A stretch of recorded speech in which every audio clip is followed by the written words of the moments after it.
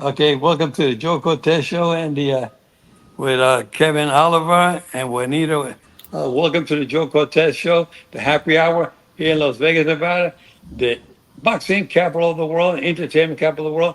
You guys can see I love boxing, and I know we got our dear friend David Kurzhal and Kevin Oliver, Juanita Kapp on the show today. We're going to be talking a little bit about David's up and coming fight with Shane Mosley. Now that's taking place the 28th of August up in Philadelphia. David, welcome to the show, buddy. Thanks for having me, Joe, and so good to see you, Juanita and Kevin. Sir. Can you tell us a little bit about your up and coming fight? I know you're a big star in MMA, but now you're going into this boxing event with Shane Mosley, a former, I think, three-time world champion. Can you tell us about the up and coming fight with Shane Mosley? Yeah, Sugar Shane Mosley, of course, is one of the greatest boxers of all time. We were talking a little bit earlier, Joe. I know you refereed a few of his fights, including one that he had with Oscar De La Hoya, who I like to point out he beat twice, by the way, just to let people know how amazing Mosley is. He fought all the best: Canelo Alvarez, he fought Manny Pacquiao, Floyd Mayweather, probably came the closest to beating Floyd, rocked him a couple of times. Of course, he had Right. an exhibition match a little back in the day with Shaquille O'Neal and beat Shaq, extreme athlete with a huge size advantage. So my match against Mosley, of course, I'm the extreme underdog in the world of boxing compared to somebody at that elite level. So it's an amazing opportunity. I feel like it's the real life Rocky story. I also feel like if I am able to pull off the upset, I would have done something that Jake Paul hasn't even tried to do yet as far as fighting an elite level boxer. It's something that Conor McGregor tried and he lost against Floyd Mayweather, and someone like Jake Paul's brother Logan Paul tried against Mayweather but also lost. So I'll be the only guy who's not from the boxing world who Mhm. potentially beats an elite class boxer. I'll be like the first and only, and yeah, that'll be quite something. Yeah, well, I had the honor of Conor McGregor requested me to train him when he fought Floyd Mayweather. So I had Wow. to, so I had Wow. to try. I had him for 5 weeks, and I was training him, Conor McGregor, for 5 weeks. Every time he was sparring, I'd be in the ring with him, and it was a lot of fun, working with him. And I told people, the way he was sparring, I said, he has a chance. He can punch, and he's kind of awkward with his movement. He could surprise Mayweather. And I remember he threw an uppercut and just barely missed Mayweather with that uppercut. Had he caught Mayweather with that uppercut, who knows what could have happened, Mhm. But Wow. it was he lasted 10 rounds. So yeah, Wow. the referee Robert Bird stopped the fight, and it was more fatigue than getting hurt. It's just like when I Mm. refereed Mike Tyson's last fight against Kevin McBride. Tyson wasn't hurt; he was more tired, fatigue, Mm. and I had to stop it at the end of the sixth round.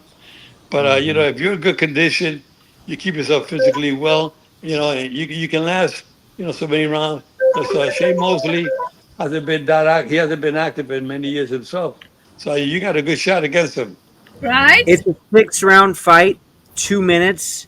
Mosley, he hasn't been active in the ring, though he is a gym rat and he does spar a lot. And I know he helped his son recently train for a big win Right, that Mosley Jr. had over Danny Jacobs. And, Mosley Jr. will probably fight for a title very soon because of that win. right, So now, obviously, sparring and working out in the gym is a lot different than a fight in front of a big audience. exactly. So I feel like, you know, cardio wise, I'm in really good shape. I'm hoping to at least have one advantage over him, and maybe in that department. Ideally, I need something though, and I think that's gonna be one.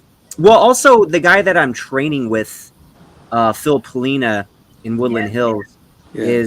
is a really great coach. So where were we? You were talking about training, having the overhand, with the cardio. Tell us a bit about that. Oh, so the training, yes, I'm training very hard twice a day, the boxing earlier in the day and the strength and conditioning at night just to make sure I'm in the best shape possible. Obviously, it takes more than the physicality. Working hard on the physical, the mental, the spiritual, like everything, getting the mind right. with me, I do have a crazy self belief. I really do feel like I'm going to pull off what I even told Mosley during the press conference, the biggest upset in boxing history. Yeah. Well, it'll be a good experience for you and the fans. Going to see two great athletes compete against each other. It'll be nice. We need more events like this around the world, so we can keep MMA and boxing alive. Oh, for sure. And I think it'll inspire a lot of people. I mean, just the fact that I'm getting the fight in the story, which I told you, Juanita, on your great Meticulous Moments podcast, kind of like a lot of background behind the fight is very interesting. And but somebody in my position where I don't come from the boxing world like you do, Joe. Like I'm a martial artist. I've broken into movies. Prior to all this, I was just a stockbroker sitting in a cubicle.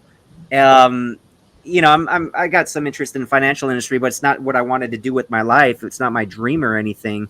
But luckily, through networking and hard work, I was able to start to finally realize my dream, though a little bit later in life than I anticipated, but better late than never. Yeah. Right? Well, it'd be great to be that you're in the financial business. I'm sure you learn how to invest your money for sports into a place where you can get some uh, returns on your money, because a lot of individuals, they make a lot of money these days in boxing or MMA. They don't invest it. They end up broke at the end of the career. We don't want to see anybody end up that way. Yeah, it is sad, and especially guys in their 20s and 30s, when they do come across that much money, they probably think that gravy train's going to keep coming. They're going to keep getting that money, but Right. when it doesn't come, they probably spend it on a lot of frivolous things and haven't invested it correctly. And once their big paydays and big fights are gone, I mean, the money's definitely not coming back. So Yeah. it Well, is so sad. It is sad, actually. They should set up some kind of retirement pension fund for these, ex fighters, I yeah. believe. Yeah, But we've been trying to do that for many years, talking about ways of doing it. But what happens in boxing is that there's so many fighters that make all this money, and there's a lot of them are from foreign countries, and we can't control their investments in foreign countries. We can only do here in the United States, but even here in the United States, it's hard to get fighters to invest. But Mike Tyson made over $400 million, and so many other fighters made so much money, and and they didn't know how to invest their money properly. And then what happens is at the end of the career, they're tapped out. At least Mike Tyson had a good name, good reputation, and he found another avenue to make some sort of income, and he's doing okay for himself now. But I think not a lot of fighters are like Mike Tyson. I mean, they don't have the family support like Mike Tyson has now. He has a beautiful wife and beautiful children, and he got himself back on track. But I see so many fighters out there that are really hurting today with the hundreds or millions of dollars that they made in the past, and unfortunately, they didn't know how to invest it. So I know, David, you're on the right track for sure. And if not, you can also help out the fighters with some good advice. well, is like I've been working with a friend of mine, Brian. I call him Brian the Beast Robinson, and we're talking to a couple of other guys, including Xavier Biggs, who's Tyrell Biggs, former heavyweight champ's brother, Right. about like a charity called the Circle of Legends, where it's hard to really get started, but we're trying to build awareness for that, and try to find a way where, look, Tyson is an outlier as far as like his name was so big that even if you don't, he's mainstream. Even somebody who knows absolutely nothing about boxing has heard of Mike Tyson. So because he's got a name that big, he can still generate money and with different companies and just using his name and his likeness, etc.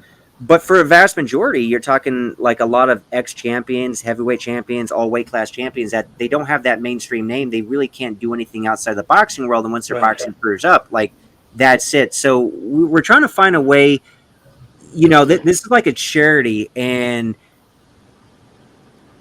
like black tie galas, for example, is one idea that we had where people could meet these legends, take pictures, have dinner with them, get autographs, where they could kind of be involved in the boxing world and back with the fans, but also help them generate, some income from themselves. So whatever they would Yeah. generate, they would basically keep, things Right. like that. And some of them who are still like at least healthier, could teach seminars because Right. people want to meet these people and train. They say, hey, I train with, former 2-time heavyweight champ Tim Witherspoon, for example. The fans and the boxing students are happy, and then Tim makes a little bit of money, for example. So that's something like we're trying to get going. Yeah, well, if we can get we get fighters to the managers to say, we're gonna take 10%, 20% of your income and we're gonna put it into some annuity account where when they retire, they can keep getting this money every year. They get X amount of dollars coming in. You don't have to worry, but they got to invest some money while they're still active and making it. I know Mark Breland's management team did that for him, and he was able to live comfortably for the rest of his life because they invested his money in these annuity funds and he's able to live well today. You see him today, he's okay. Yeah, it's smart because then you also avoid certain taxes when you do get all that money in a certain year.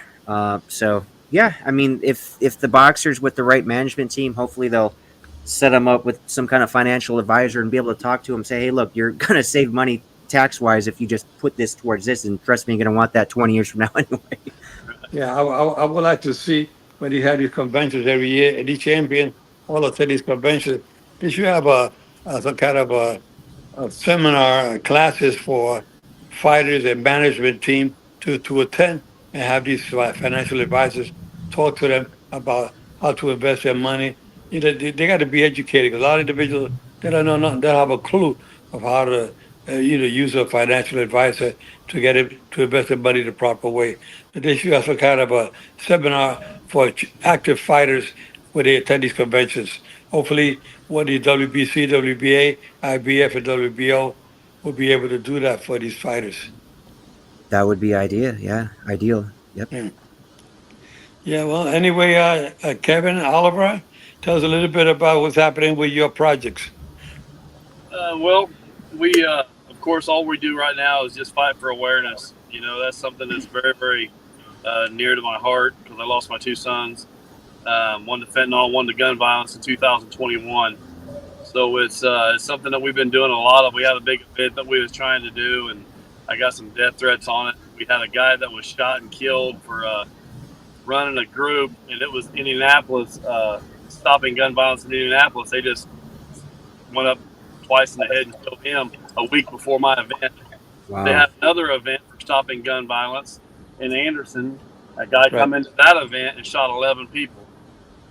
So we had to stop it because we had Christy Martin that was going to be speaking there. Layman Brewster was going to be speaking there. So it was going to be a very, very big event. We had 10 jump houses. We had a DJ. We had just all of it set up. So much time that me and Juanita and everybody else had it. It was just so horrible that we had to do that. But I had to pull the plug on that one just because there's some high profile people there and all the shootings that we had that week, and nobody was arrested on none of them. So it was just too much for us to do something like that and put their lives in jeopardy. It absolutely killed me. I mean, I just felt like quitting. I just felt like absolutely quitting all the time, all the hours, all the stuff. We had a car show of 100. I don't know how many cars were going to be there, but I had 212 trophies made. And it was just horrible to think what people are doing right now and how we need to get a grip and get a hold of the youth in society. But to bounce back real quick on you, David, he allowed me to help a little bit and sponsor him, which is a huge thing. He's going to be carrying on the back side of him, stoppingfentanyl.com. So you, sir, thank you very much for helping me spread the word on what you're doing. When you're out there, shining and knocking him out in the third round, that's going to make us, look so good, man. So I wanted to thank you personally for taking that on with me and Juanita both. And it's just been an amazing thing. I've been watching you train too. You put a lot of that stuff on Facebook, and we watch a lot of it. So you are really 100% getting it all the time right now, correct? Well, thanks, Kevin, and I do want to thank you and Juanita for helping sponsor me for this epic fight on September 28th at the Harris Casino in Philadelphia. If you Yes, guys can sir. make it, make sure you come on down in person. If not, watch it on pay-per-view. Triller. I got to ask a quick question though, Kevin. So of course, stopping gun violence is extremely important, especially some of those cities like Chicago, which the statistics are ridiculous and It is. sad. Now, aside from bringing awareness, because I haven't asked you this yet, like what awareness is great, but exactly do you plan to help accomplish this great goal on stopping it? You know, with me growing, with my sons growing up, I didn't even realize my son carried a gun, and he was. He was afraid of bullies. He was afraid of issues because other people were carrying guns. As soon as I found this out, of course, it got addressed, it got taken, and all the issues were fixed. And he went. He was using his hands. It's all about talking to your children. You can't turn a blind eye and say, well, my son doesn't do that, or my son is not going to be in that position, or my son's not going to be at that party when that guy gave him that drug and it killed him because it wasn't even fentanyl. He didn't know he was taking fentanyl and he's dead. So awareness is huge. We want to do everything we can in the world to try to bring awareness to everybody and make sure that they understand what they can and can't do. And also with the parents talking to their kids. I know that Joe was talking about getting what was that? We were trying to get going, Joe. We were trying to get a cadet program Cadet going program. with the schools. And this way you have they involved in some kind of a program with the cadet program. They teach them how to get along with your schoolmates and learn how to have confidence in yourself and teach you how to be disciplined and have self-esteem. All of that, you're taught all of that. You become a cadet, like a military type of program, but it's a civilian program. It's a military cadet. I belonged to that program back in New York when I was a young man. And they called St. Martin's Nautical Cadets. It was a Navy cadet program. And I got into that, and it helped us learn how to march and how to use the rifles and things like that. It taught us a lot of discipline. They would take us out of camp for a weekend or a week or 3 or 4 days. And we learned a lot. And I think so a lot of these kids need some leadership. I think a cadet program would be something good to have nationwide. Yeah. Yeah, just reaching out and touching some of these young adults. They changed the law to where you can carry a gun at 18 years old. The first day that was implemented in Indiana, a girl at 18 years old, shot her boyfriend because she was cleaning her gun. And the same day, a man shot his girlfriend cleaning his gun.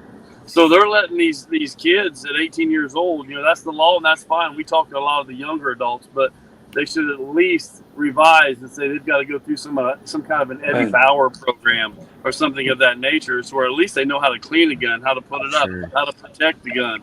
I'm not trying to take guns away from people. I'm trying to bring awareness on how to stop deaths, and especially these kids are out pulling triggers at 13 years old. There was a 10-year-old that just shot his mother about 6 months ago, and he's going up for, of course, murder, and they're trying him as an adult at 10 years old. So just the only thing you can do right now is pray for these young children and figure out what we can do. I'm open to anything to help anybody in any way, shape, or form on gun violence and fentanyl. They're both the two biggest epidemics in the world. The biggest thing that kills children right now, what's taking more lives than anything else in the world right now, is gun violence. Kids killing kids. And with fentanyl, it's from ages 18 to 49 is the biggest killer in the world. So those are the two biggest epidemics. We're just trying to get people to understand, if you need somebody, call me. I have a call list like crazy. We also have stoppingsuicides.com. I have people call me all the time. I talk them off the edge. And it's something that I get 200 messages a day. There's no way of reaching out to everybody. There's just no way. There's too many messages. I have Juanita helping me on it. She's reaching out and talking to people. If it's something that's broad or big, she brings it to my attention and helps me, and helps me guide me through some of these tragic events that are about to happen. Some of these people, like me, when I was growing up, I lost my mom in first grade. So my mother got shot and killed by my stepfather. I've always hated bullies because of that. I've always had my chip on my shoulder. And I've always been ready to cash out. I remember in 6th grade, I was sitting in the closet ready to go. I was ready to go. So I know how to talk to some of these people because I've been through it. I've been there. I know what they're about to do because I was there. And then losing my sons, I was there. I was for real there. And so, pulling myself, up from your strap boots and all that kind of stuff, getting your stuff back together again is so important. It's so hard. But if you've got somebody that's been through it, at least that you able to talk to them like me, then it sure helps a lot. It helps a lot. But I sure would like to do anything I can. If anybody has any way that can help me or assist me in any way, I am down to help everybody on these 2 epidemics. Well, Kevin, that's why we love you so much. You're a good man. You're a good leader. And what you're doing today is much needed throughout the whole world. We need people like you to have programs like you're putting together to get these kids on the right track. And Juanita, I'm glad you're his partner now, and you're able to give him support and working together, get your programs off the ground. And David, having you on the show today is an honor. You're fighting Sugar Shane Mosley September 28th. That's gonna be great. We're gonna now the viewers can watch your fight on their pay-per-view. Yeah. Yeah, Okay. on Triller, Fight TV pay-per-view. Yep. Okay. They're gonna be held in Philadelphia. If you can't go there in person, you can watch it on Triller pay-per-view and watch David fighting Sugar Shane Mosley. That'd be Mm-hmm. great. One of the greatest of all time. Absolutely. Let's Hey, give a shout out, David, to Jackie, because tell the audience a little bit about how this fight came about. I really want to give her a shout out, and also Gary, who's been training with you as well, our mutual grandmaster. Just tell the audience Oh about it. yes, our mutual Grandmaster Gary Henry Amon, and he introduced me to Steven Seagal, and Steven Seagal is a very high level martial artist, much more than just an Aikido master, but people just associate him with Aikido because of all those great movies, especially in the late '80s and throughout the '90s. But yeah, I'm gonna actually do some training with Steven Seagal, and people say, "How's that gonna help boxing?" Well, Seagal's got a high level of expertise and wisdom Good. just in fighting arts in general, so it would help. But yeah, as far as the first lady of boxing, Jackie Kaylan, of course, they made a movie about her called Against the Ropes, starring Meg Ryan, where Meg Yeah. Ryan played her in the movie. Yeah, She's got a phenomenal life story. Great, she, great she woman. had she had she had James Tony, who was one of our great champions that she had as a middleweight, like heavyweight, cruiserweight, and heavyweight. Mm-hmm. Yeah, So oh James yeah, for Tony, sure. I Also, mean, he's James James a Tony very Tony, good was friend James of Tony mine. insane. was one of our best fighters. Yeah, what a great guy defensively and Yeah. offensively. But I had the honor of refereeing him when he knocked out Prince Arthur Williams here in Las Vegas. oh wow, Yeah, yeah, you got the best view of a lot of these great fights. yeah, yeah. But funny enough, I had met Jackie through Damon Feldman, who runs the he's the CEO of Official Celebrity Boxing, and I had met him. Well, it's funny because it's meeting a guy who knows a guy who knows a guy. So I was working on a show called Warrior Island. The creator, guy named James Jefferson, really nice guy. That was last year in Jersey, and then I had met a guy who was working on it, Rick Stanford. Me and him really hit it off. Actually, I got him a part in this Bloodstorm movie that my first lead role, by the way, actually coming out in a couple of months from now. And nice. he introduced me to a guy named Jeff Gibson in Florida, ex kickboxer. He's also in the Boxing Hall of Fame. And Jeff introduced me to Damon Feldman, the head of Celebrity Boxing, because I told Jeff some of the stuff I was involved with as far as the martial arts training, the movies, and I'm interested in boxing now. And he introduced me to Damon. So long story short, when I was in Philadelphia, I got a meeting with Damon, and we talked about a couple of different things. And I got my first match on March 9th in Atlantic City, and of course, I walked out with the win.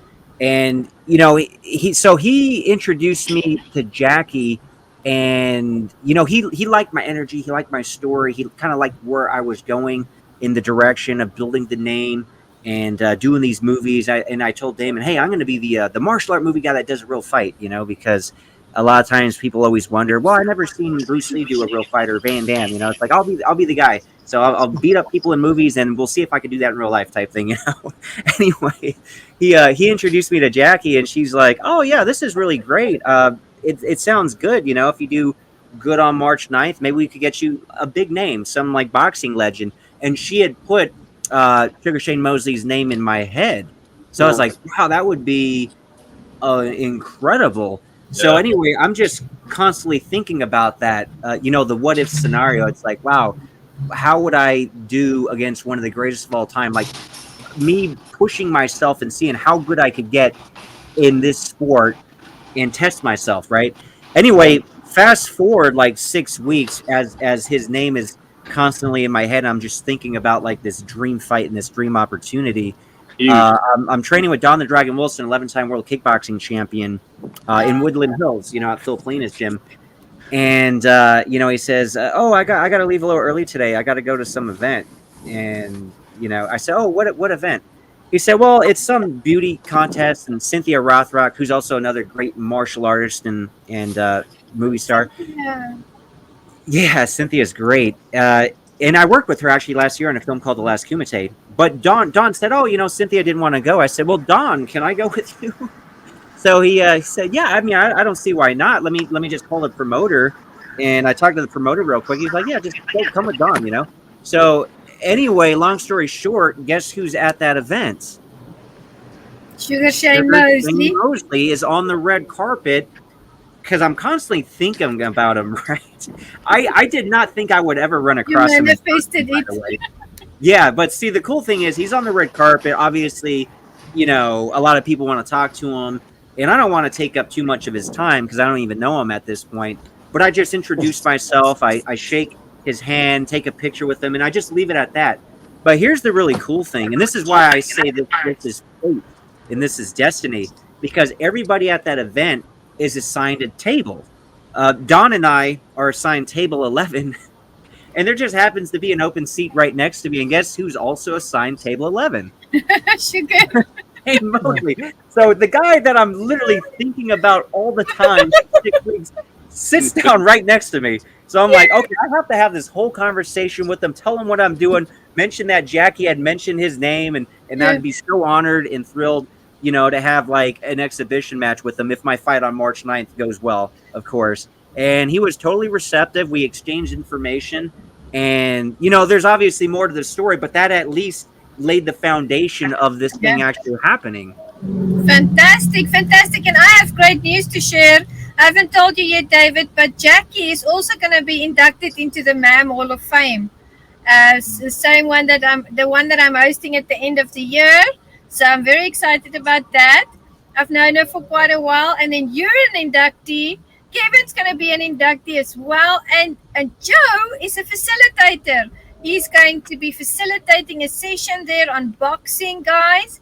And of course, that's December 6 to 8 in Dallas, Texas at the Hilton Lincoln Center. So I'm super excited to be in this room. I'm super excited to hear about what everybody in here is doing for community, for society, guys. I take my hat off to you because it's hard work. People don't see the work that goes in behind the scenes, but we press on because we want to bring upliftment. So it's an honor to be in this room. I'm rooting for you, David. I believe you're going to win that match. You can beat him. I know you can. And honey, it's wonderful to work with you on your projects as well. Thank you for what you are doing. And Joe, I mean, you are our brother and our friend as well. Thank you for starting this idea of the Happy Hour show. And we look forward to everything that's going to transpire from this moment forward. Over to you, Joe. Looking forward to seeing you guys in the near future. God bless you guys always. Keep your guards up at all times. And remember, guys, I'm fair, but I'm firm. And my friends and brothers out there the same way. We love you all. One last thing I'd like to say, guys, and I look so much forward to seeing you all in person in December on that weekend. One thing I would like to share. So, I'm a very optimistic, a very positive guy. I enjoy the journey. I enjoy the process of just how everything's unfolding. After the fight, I will share some of the other things going on, which are a lot more darker that I'm not trying to focus on. But the only reason I'll share that after the fight is because, a lot of people will see me on social media. And I really only share the positive aspects because I don't really want to dwell on the negative. I just want to point out that nobody's life is easy. Even if it might look like that, they're lucky or they're blessed in some way. There's a lot going on that people don't see on social media, and I'll share. I'm sharing the real story now, but you only see the sunshine part of the real story Mhm. and hear about that. Like, hey, training's going great, and I met this, and look, the universe put me and Shane together. The stuff I'll share after the fight will kind of blow you away with what's going on. That I don't want to say it's negative, but it's real life, and there's a lot of Yes. bad things that happen in all of our lives, unfortunately. And I'll share the rest of the story because it definitely makes it a lot more interesting. I'll just put it that way. Absolutely. We'll definitely have to have you back on Meticulous for that one and on the Happy Hour show so we can reach all the audiences. And, Sure. I just want to say, David, keep pushing. Just take it one day at a time, and everything's going to unfold the way it's supposed to. We're cheering for you. Meticulous is sponsoring you for this fight. Kevin, with his awareness family, is sponsoring you. And we are cheering you on because we believe that you are, a fighter at heart. You're the Viking Samurai. That's how we know you. And we know that the outcome's going to be good. And whatever happens, you still had the courage to get into that ring. And that says a lot. And whatever the result's going to be, it's going to speak to everybody's heart in a different manner. So we are rooting for you. We're praying for you. And keep shining. I love to tell people to keep shining because it's meticulous. My heart for people and for all community, everybody that I know is I want to cheer people on and I want to see other people succeed because as we rise, we lift. And that makes me happy. And when I'm happy, I feel like I'm successful. So all that good energy to you. And we'll see you in another session. And I'm sure we'll see you in Philly for that fight. So looking forward to that. And have a wonderful day. Thank you for being here. Thanks, Juanita. Thanks, Kevin. Nice to meet you, sir. Have a Bye, blessed guys.